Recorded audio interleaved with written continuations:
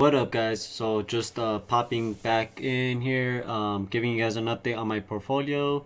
Sorry for the delay. I've been started working again, and it's just been really busy, so kind of messed up my schedule. Because before I was off work, but yeah, I'm currently at $17,067. I'm down $54 in total, and dividends gone up $83 that I've earned so far. For tomorrow, I have four buys. I have cat. Oh well, actually the day before I bought cat. I am buying SBLK. It's a dividend around $22 is a good buy.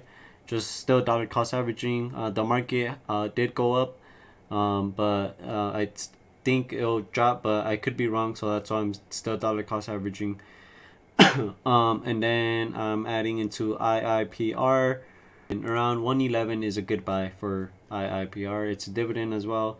And then TROW, I'm buying around 116. This is a dividend right here. And then SPG is a dividend as well. And I'm buying it around 97 area. It's a dividend pair so far. Those are my buys.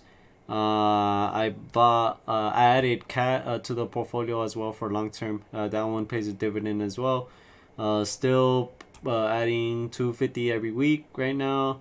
I expect, well, I think drop will be coming like maybe in a week or two, but I could be wrong. So yeah, just keep dollar cost averaging every day.